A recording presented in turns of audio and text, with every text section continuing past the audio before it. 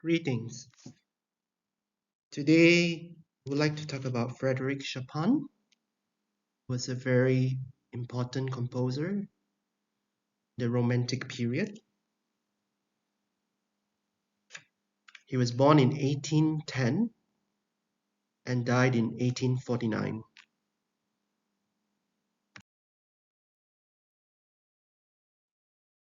Chopin wrote exclusively for the piano, and he was quite influenced by his Polish background as well as his French heritage.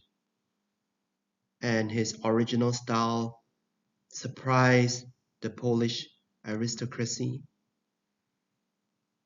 And after he graduated from Warsaw Conservatory, he toured Austria and Germany performing his own compositions.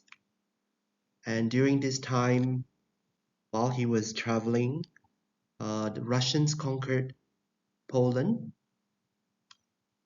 and so he had to move to France. In 1830, Paris was the center of the Romantic period and the artistic capital of Europe. And Chopin met with many writers such as Hugo, Balzac, Heine, and also painters like Delacroix and composers like Liszt and Berlioz. His playing gained him access to many aristocratic salons of Paris. Chopin was a shy and reserved man. He didn't like playing in big concert halls, but he preferred to play in smaller, intimate salons. And he wrote many short pieces for such settings, such as the nocturnes, which are night pieces, preludes, and waltzes. He was not a very healthy person, and he was unable to produce large tones from the piano.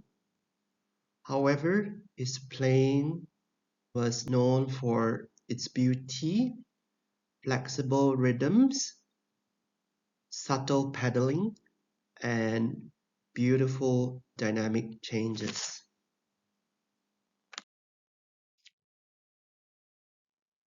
For someone so famous like Chopin, he only performed around 30 public performances. He had a famous relationship with George Sand, who was a feminist, and they were together for 9 years. And after they separated, his health became worse. And Chopin died at the age of 39, and his own funeral march, together with Mozart's Requiem, were played at his funeral.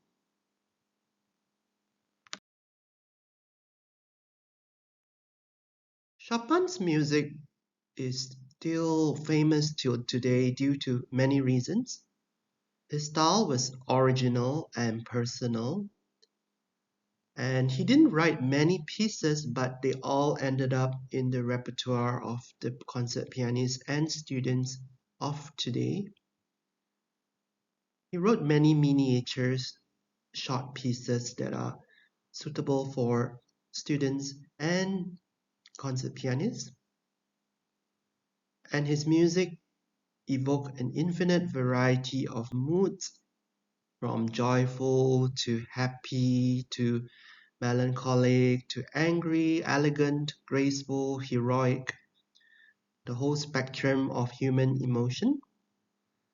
Even when he writes in a virtuosic manner, his music always remains melodic and lyrical. Chopin was also influenced by nationalistic undertones, such as through his mazurkas and polonaises, which are national Polish dances. And Chopin utilized the beautiful singing tone of the piano to its full extent. He also employed many delicate ornaments, which are reminiscent of the fiorituras of the Italian operatic arias, and his sensitive use of the tempo pedal create a flow of beautiful harmonies which are connected to each other. Chopin also used rubato, which was the speeding up or slowing down of tempo in a subtle manner that reflects the singing or speech-like quality of music. Chopin wrote many compositions for the piano, such as nocturnes and etudes. The nocturnes are night pieces and they display a variety of moods and emotion. Typical for his nocturnes are lyrical melodies. Chopin also wrote many etudes, such as the Revolutionary and Winter Wind Etude. And Franz Liszt, a famous pianist, has said that these are such monumental pieces that challenge the technique of the pianist. There are two main books, the Opus 10 and Opus 25, and there are also three Nouvelle Etudes. As mentioned previously, Chopin's love of Poland was displayed in his mazurkas and polonaises. The mazurkas are dances that have a quirky accentuation on the third or second beat, which differentiates them from the normal waltz, which accentuates the first beat. The mazurka is improvisatory and flexible in style. The polonaise, in contrast, is a heroic nationalistic dance, and the most famous of these polonaises are the heroic polonaise with thunderous octaves and triumphant melodies. Chopin was also an intellectual musician. He wrote ballades, which are stories or narrative, which can be demonstrated in his use of different tonal materials combined throughout the piece. So these ballades meander through different keys and characters, but they form a complete story, which is usually quite dramatic. However, Chopin did not provide a program, so many people speculate about the story behind these ballades. Chopin also wrote scherzos, which was a tribute to the classical style. However, he emphasized the ironic dramatic character over the humorous qualities of the scherzo, which then gives the scherzo a more darker, romantic character than the classical scherzos.